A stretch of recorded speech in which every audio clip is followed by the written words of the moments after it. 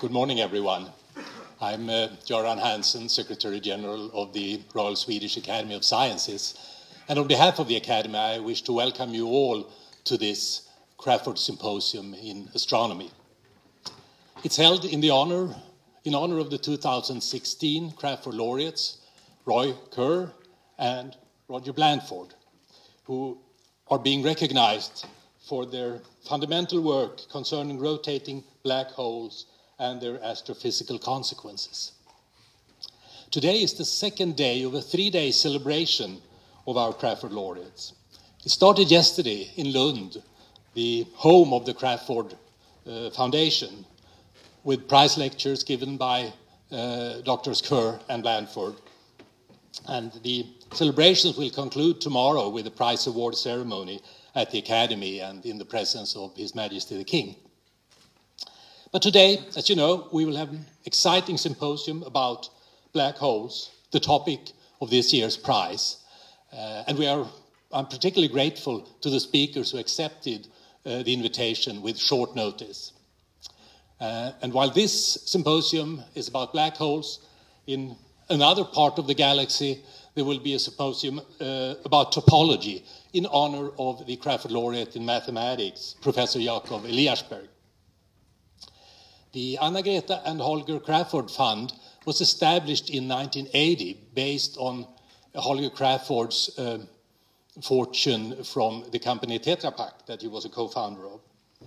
The first Crafoord Prize was awarded in 1982, and the prizes recognize groundbreaking discoveries in astronomy, mathematics, geosciences, and biosciences. There is also a Crafoord Prize in Medicine that is awarded for research on polyarthritis, a disease that the donor Holger Crafoord himself suffered from. And each prize is awarded every 5th year. This is the 7th Crafoord Prize in Astronomy. And over the years, the prize has recognized major contributions in astronomy and cosmology, of course. Several of them have dealt with black holes, including the two most recent ones, the 2008 prize to Rashid Chinyayev and the 2012 prize to Reinhard Genzel and Andrea Goetz. But at today's symposium, we will listen to this year's Crafoord laureates, Drs. Roy Kerr and Roger Blandford. And again, most welcome. And with that, I give the word to Professor Bengt Gustafsson, who will chair the first session. Please.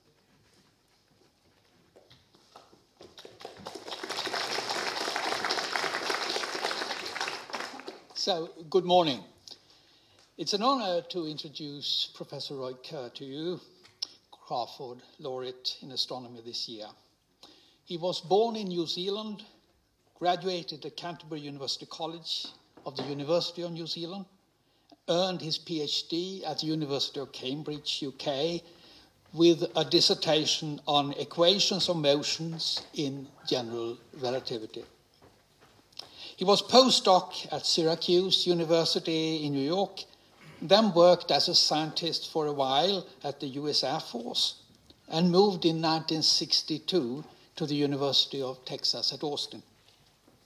There, he discovered the Kerr vacuum solution to the Einstein field equations for rotating systems, a solution which has had far-reaching consequences in astrophysics, as we'll see later today. Dr. Kerr returned to Canterbury and a professorship in mathematics, and later he was head of its mathematics department.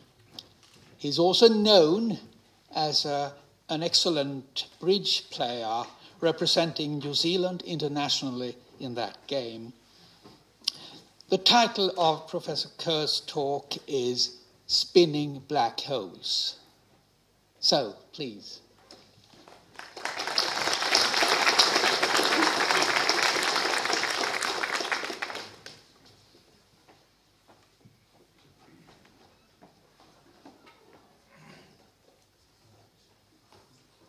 There we go. Start. I'm going to tell you the story. Is this working? Yeah. I'm going to tell you the story of how spinning black holes were discovered and how the properties were computed by various people in the early years. The actual talk about real black holes in a real universe will be done by the people that follow me. So I will just talk about the beginnings. Now, in general relativity, in 1915, Einstein finally came up with his theory of general relativity, in which he, as most of you will know, said that matter and energy generate space-time.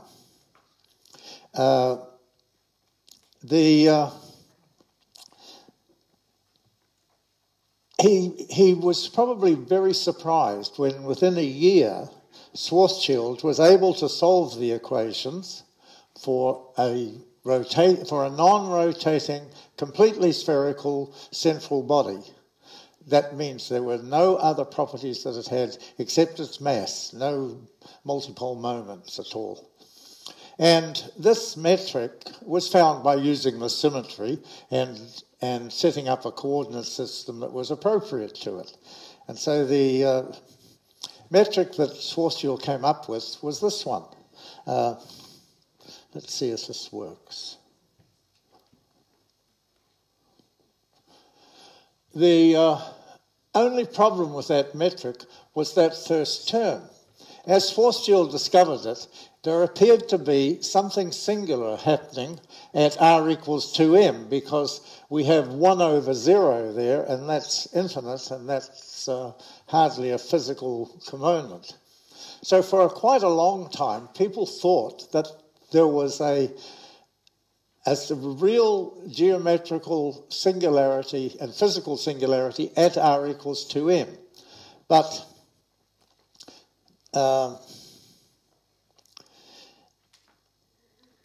the problem was solved by Sir Arthur Eddington, who introduced some new coordinates. That seems to have skipped a whole slide. Sorry, I've got to get this going.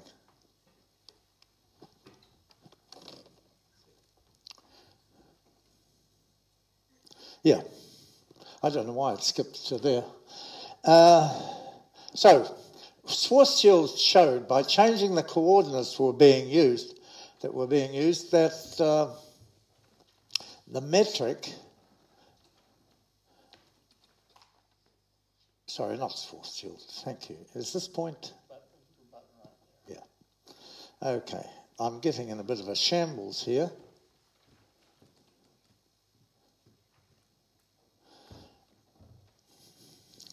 Damn this.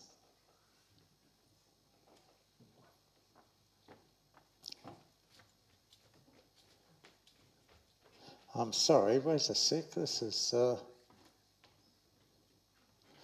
a slide seems to have disappeared, which, since it was crucial... Yes, it seems to be out of order. What Eddington showed was that by changing the coordinate system, he could write the metric in the form that I've shown here. Now, there's no problem. First of all, that's Minkowski space, the first 4 terms, and the second term is non-singular, except where r equals 0. So this showed that what is called the event horizon was not a singular surface, was a perfectly respectable surface. The only thing was, it's a null surface. So that means that its normal is a null vector, a light-like vector, and you can only cross it from the outside to the in. You can't go the other way. So this gives us a horizon where, which everybody knows about now. Okay. Now, this metric that Eddington produced is of the Kerr-Schild form. It wasn't called Kerr-Schild, of course, at the time, because the Kerr-Schild metrics hadn't been discovered.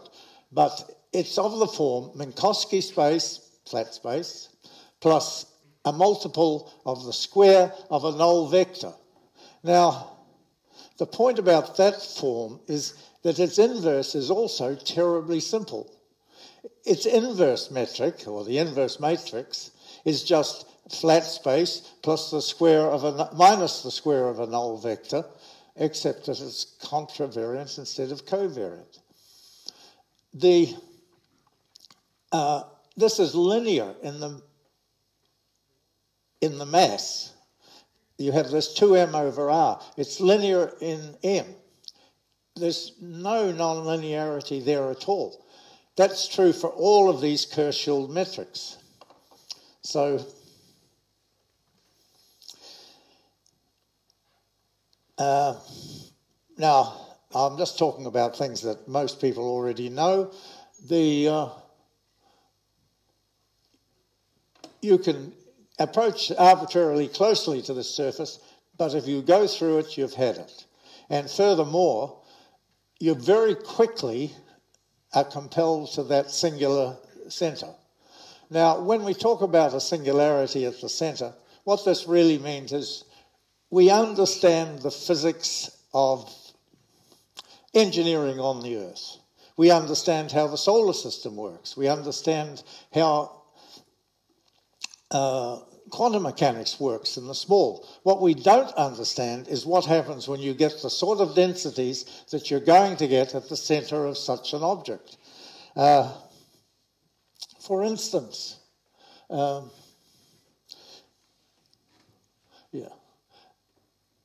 if the Earth and the Sun collapsed, then the event horizons would be 1 centimetre and 3 kilometres respectively. The density that you get if you calculate for objects of that size, the density of the Sun is 20 times a whole lot of zeros, kilograms per cubic centimetre, but for the Earth, look what it is. It's 1.8 times 1, 2, 3, 4, 5, 6, 7, 8 factors of 1,000. Clearly, this is the sort of density that you're not going to construct in the labs. What I question is whether we have any idea of what happens at such densities. We obviously don't.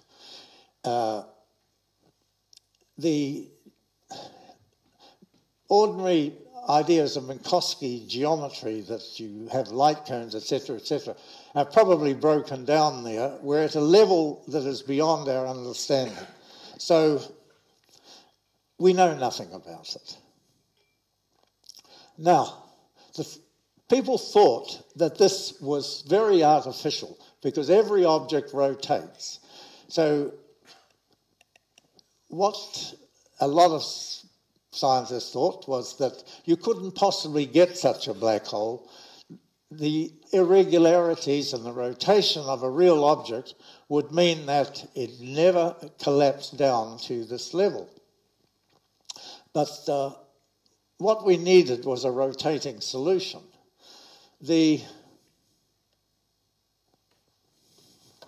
Actually, I'm too close to the screen, so I can't see what's going on there.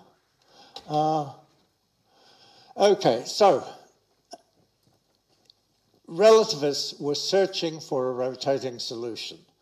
They did the obvious things, which was assume there were certain symmetries, assume that you were looking for a time-independent object, you were looking for something that was rotationally symmetric, like this is reasonably rotationally symmetric, and that meant that they could reduce the field equations down from 4 independent variables to 2. Now, the field equations of general relativity were written in some beautiful forms, particularly by Papapetrou, and the equations were very simple compared to the full Einstein equations, but they were still non-linear partial differential equations in 2 variables, and the non-linearity meant that nobody actually could solve the equations. There's an infinite number of solutions possible, but no particular solution could be found. So this was not a happy situation. how could they be solved? Well, it turned out that we needed some additional assumption. And around the early 60s, Petrov looked at the structure of the Riemann tensor. And he showed that, like a matrix transformation with its eigenvalues and eigenvectors, the curvature tensor, which has got 4 indices rather than the 2 of a matrix, it had various canonical forms. And it turned out that it had 4 eigenvectors, just like a 4-dimensional matrix. These were all light-like vectors. In other words, their length was 0, so they were pointing along the light cone. It was possible that 2 of them would coincide, and in fact, all the known solutions of interest, the plane-fronted wave and Schwarzschild, had such a coalescing of the eigenvectors. So quite a lot of work from a lot of people went into studying Einstein spaces with this special degeneracy in the hope that something would come out of it. So around 1960, people were looking for these algebraically special solutions. Now, I got involved in the problem around this time. First of all, Robinson and Troutman looked at what they could say if this special direction was the normal to a surface, was surface forming. And they solved the problem there and reduced everything down to some nice-looking equations, or one nice-looking equation. No physical significance whatsoever. And so one hoped that if one looks at the more general algebraically special solutions, something good would come out of it. Okay, so I started on this problem about 1962. Robinson and Troutman also were looking at the more general stuff, but they were travelling very slowly. And another group in Pittsburgh really stuffed up the problem. They started trying to solve these equations. In the end, what happened and what stopped them was they calculated a Bianchi identity, which is a true identity, in 2 different ways and got different answers and deduced that something was 0 when it was just an error. Now, it wasn't a numerical error. They still don't understand that they were calculating a Bianchi identity, and they should have got 0 equals 0. But they've never forgiven me for not getting it wrong. So I pushed ahead with this problem and fairly quickly got to the final form of the equations, which agreed with what Robinson and Troutman found around the same time. I don't know. It might have been before, they might have been after. They've never said they got them before, but I suspect they were at least simultaneous. So, how bad were the equations? I'm not even going to write them down because they were ghastly. They weren't even consistent at the end of this. There were 3 partial differential equations, horribly nonlinear, third derivatives.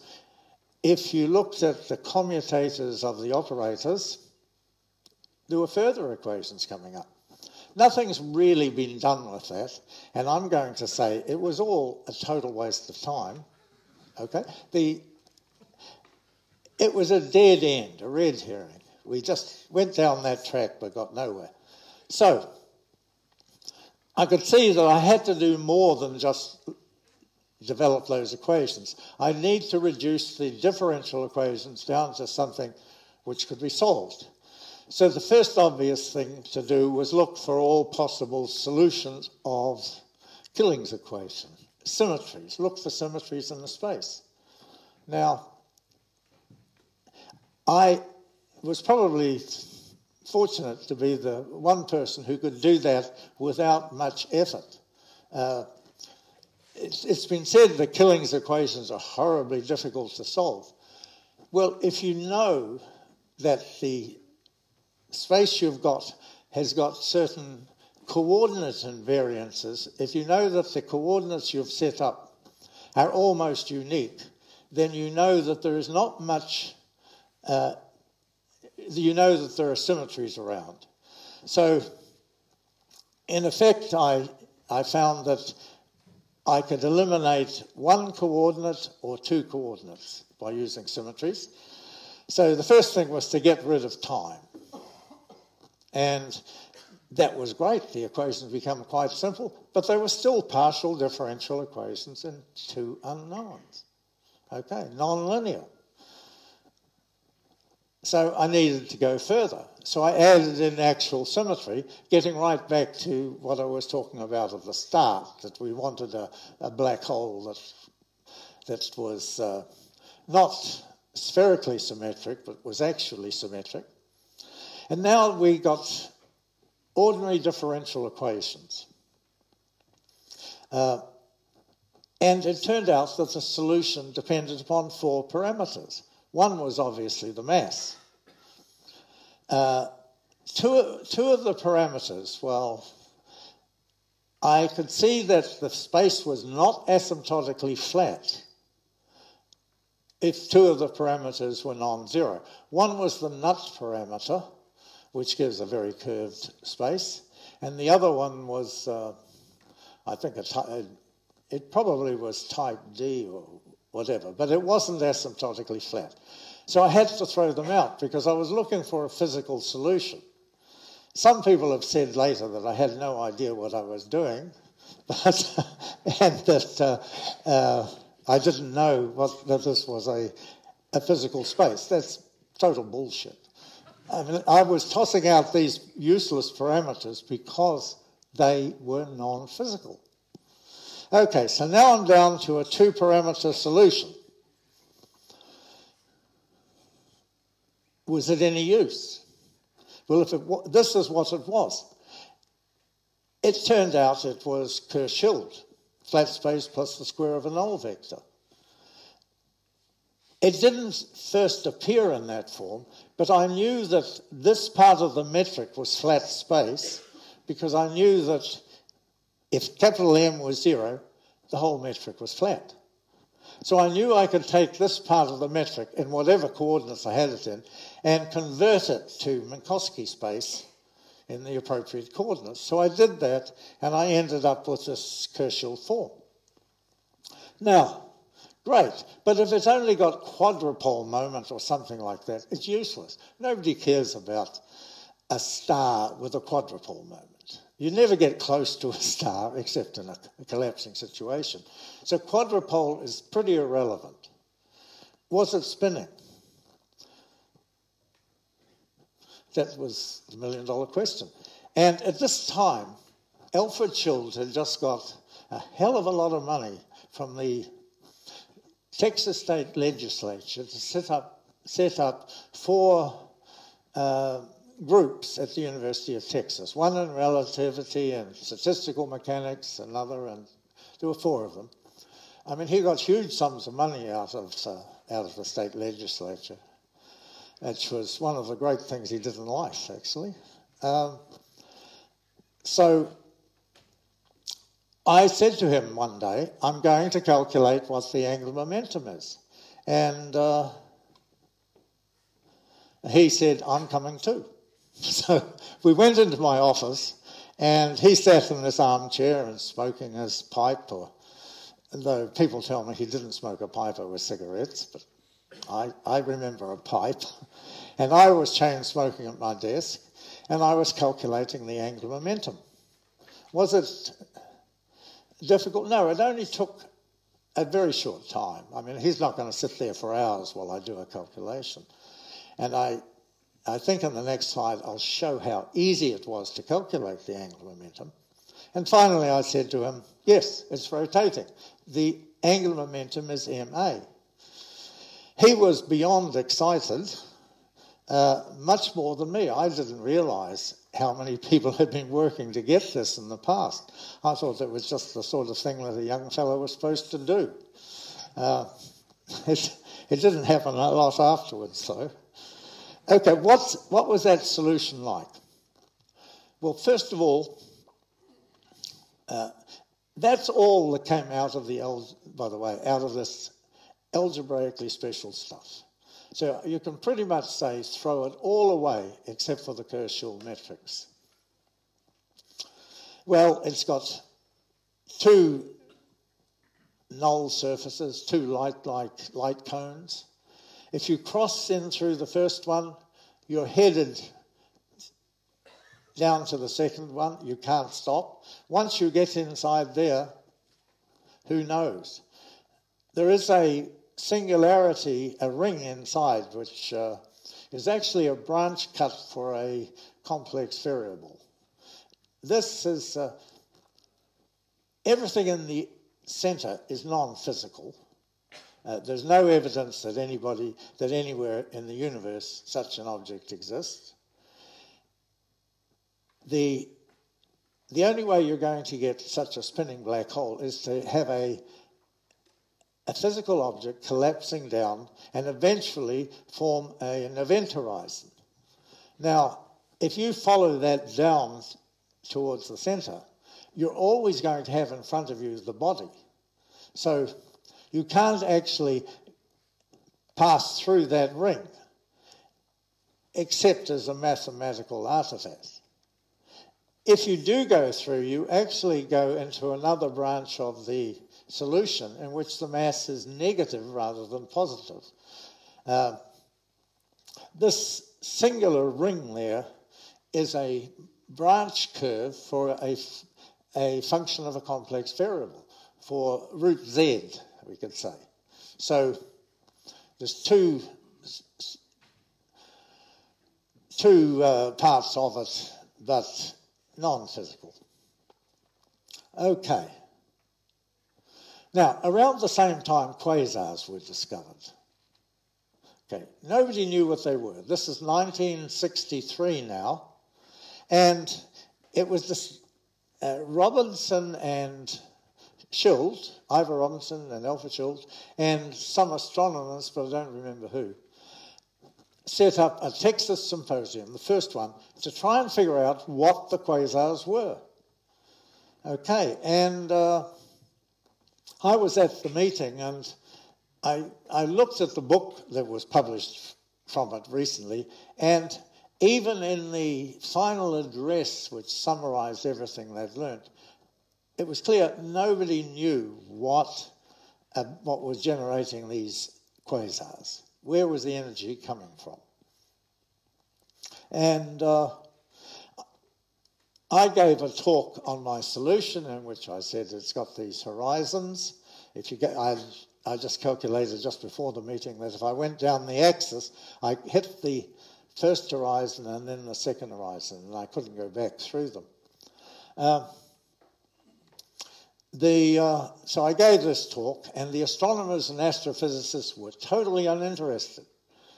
Roger says that there were one or two who were interested in this possibility and thought it could work, but most of them wanted something more physical than just a stupid general relativistic solution. So in the end, Papa Petro jumped to his feet and shook his fist at the audience and said, "We've been working for 30 years and you should listen to this." But they continued to read their newspapers. So I'm just going to say one more thing. The Kerr-Schul metrics. After this meeting, I went back to Austin, and I thought, I wonder if there are any more Kerr-Schul metrics of this type, flat space plus a square, which are algebraically special. So I looked at the equations, and I quickly got the answer. Yes, there were more, but they all had a function of a complex variable which, except in the case of Kerr, produced singularities at infinity. So I just basically threw it in the waste paper basket and thought no more about it. But there was a party at Alfred Schill's place. Okay, at that time, in the maths department and the physics department, there were three people who gave parties. There was Schill, the head of the physics department, and me.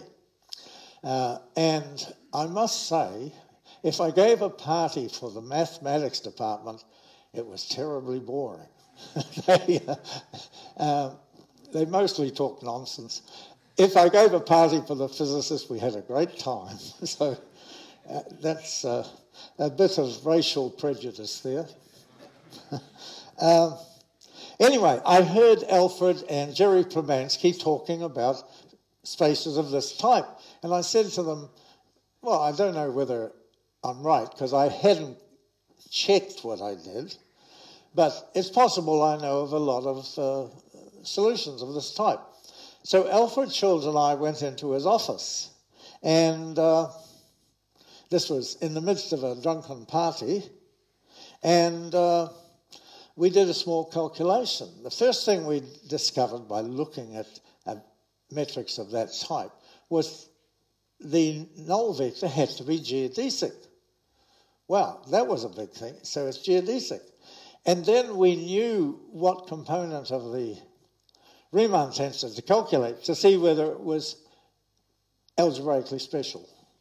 And we calculated it, and we actually proved it was shear free, the congruence, which was the same thing of showing it was algebraically special. So all of a sudden, it looks like we might have solved the whole problem. It was a problem that a lot of people had tried to solve in the past, because the direct approach is the equations get pretty horrendous. So next day, we went in and verified my results. Then the real problem came. We had to convert it into... We had to be able to calculate all this stuff without going through algebraically special. And that's... we did, and I'm going to stop at this point because we're running out of time. But so after we had done this and we got all the Kerr metrics for empty spaces, I looked at what happened if we tossed in electromagnetism. Now, the first thing I found was I couldn't prove it was geodesic. The simple equation that gave that the vector had to be a geodesic didn't apply in this situation. So in the end, I had to assume I was looking for geodesic solutions. Then I got everything reduced down to some nasty-looking equations with two functions in. Couldn't do anything with one of the functions because it became non-linear. But if I assumed that was zero, I got a straight generalization of all of the Kerr metrics, in which basically what you have is the original rotating Kerr, or the generalizations of it, with a flat space electromagnetic field pasted on top. This was incredible. It's all linear. Okay? So when you look at charged Kerr, or what's called Kerr-Newman, the electromagnetic field is a solution of the Einstein-Maxwell equations in Minkowski space, not just in the curved space. Anyway, that gave all the charged solutions. So last thing I'll say is, what's different about these solutions? Because they all turned out to be terribly stable. A whole lot of work was done in calculating what happened to perturbations of them. They all appeared to disappear. What I would say is it's because of this linearity. These are the only linear solutions of the Einstein-Maxwell equations. And what other people showed was that the extra higher order perturbations that you might make of it all disappeared. So Although this wasn't shown in these coordinate systems, I believe it's because it's Kerr-Schultz. Anyway, a lot of people are going to tell us all about this, the physics of these objects in the future, so I will stop there. Thank you.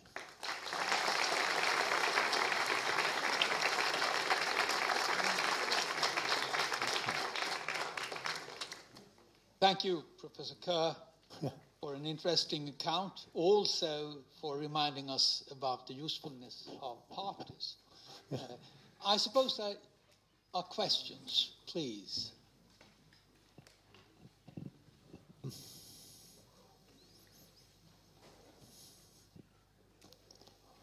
There is one. Yes, please.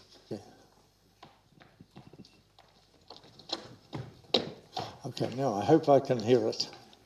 Let's hope so. So as far as the uniqueness of the solution, do you think that there are possible extensions to other parameters, additional parameters? Could you tell me what he said? Are there other parameters to the solution? How unique is it? I'm sorry, my hearing is not so good, and the acoustics are really bad. Are there other parameters that could come in? No, that is pretty much the thing. These are the only parameters. As soon as you want something more complicated, it will be time dependent. So yes, you could have an event horizon that had more parameters, but what the perturbation theory tends to show is that this will quickly settle down to Kerr. It will lose the parameters. So if you have a collapsing object with quadrupole moments, say, as it approaches this event horizon, it's going to lose this quadrupole moment.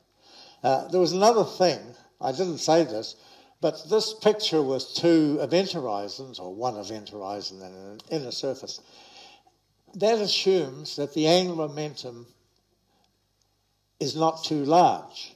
If you have a large angular momentum, you cannot form a black hole. This is, technically speaking, when A is greater than 1, the ratio of the angular momentum to the absolute maximum angular momentum.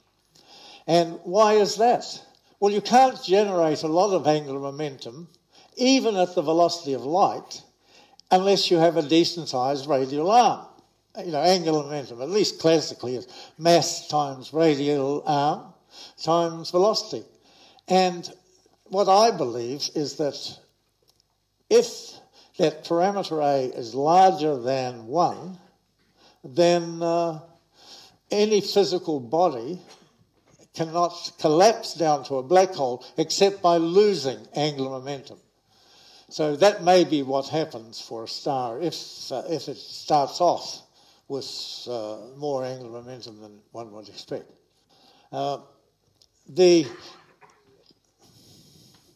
Nobody's found an exact interior solution. I don't think the metric for... I think if you have a body that is not a black hole, that this is a very artificial exterior, and that the higher order moments are probably too high to construct with a real physical body. It's not the metric for a real body. It's the metric for a black hole, and that's probably only for a black hole. Okay. More questions? Yes, please. To what extent do you need these two symmetries, rotation and time invariance? Would you think the solution could be generalized to something with less symmetry? Not for a black hole, no. If the perturbation theory is okay, then the higher order lack of symmetry of the perturbations appears to disappear in time rather quickly. You know, all the higher order moments. Now, a lot of things are claimed to have been proved, which may not have been proved really. There's usually a few difficult parts in the proof, which mathematicians would worry about, but physicists sort of just ignore. So I'm not sure whether it has really been proved that a black hole has to be Kerr, but I hope it is true. But you don't have to worry about the non-symmetries. I'm thinking of other types of solutions. Other types of... Other types of solutions representing physically a different situation. Oh, in principle, yes. In practice, no.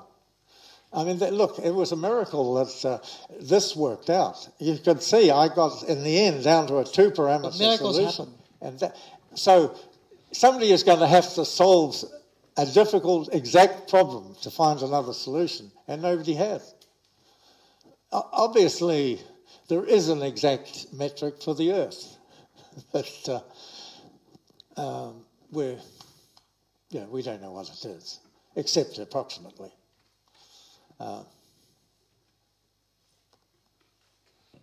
More questions? Okay. May I ask then, when did you yourself become aware of the coupling to quasars?